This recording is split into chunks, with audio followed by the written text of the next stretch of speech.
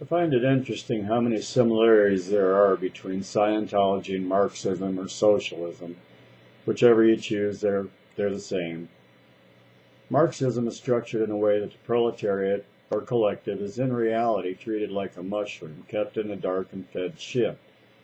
Individuals in the collective are totally expendable, as in the case of Mao and Lenin. Over 100 million people were disposed of by torture, terrorism, starvation, and murder.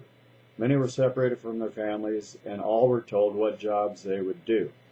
Scientology obviously can't get away with killing that many people, but they are responsible for the deaths of many and the torture and terrorism of others by fair game, the starvation of many using beans and rice to the point of emaciation.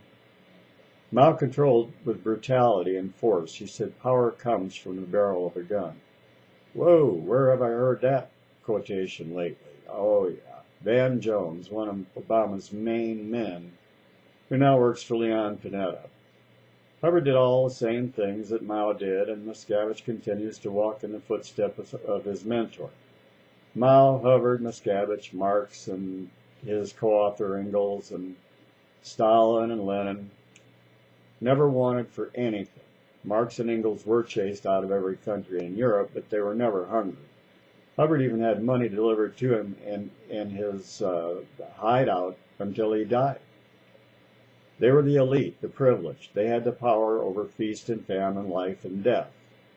They were as gods. How did they do it? They lied, and the collective believed every word of their bullshit. They were worshipped until they were in power. During the campaigns and the activities getting there, they were worshipped.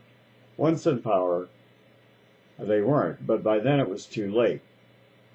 They being the collective, were too tired or too scared or both by the time they realized they were screwed.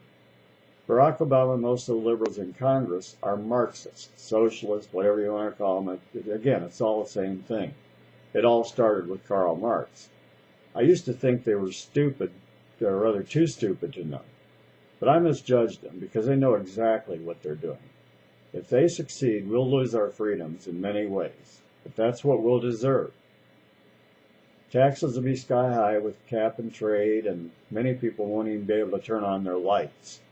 It amazes me that while our entire nation is heading in the direction of socialism, many of the same people who are trying to stop socialist Scientology are ignoring that they are headed for the same loss of their own freedom for generations to come.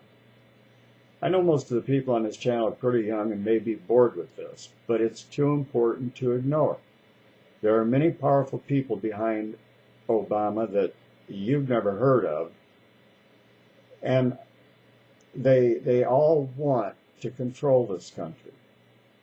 I'm sure you can tell me who is screwing who in Hollywood or who is doing what on various shows. But damn, can't you take at least 15 minutes a day to read online and educate yourselves? Find out who George Soros and Peter Lewis and John Sterling are for a start. Dig into their political philosophies and see what they're using their money, where they're using it to take this country. Thanks for watching. Thanks for your time.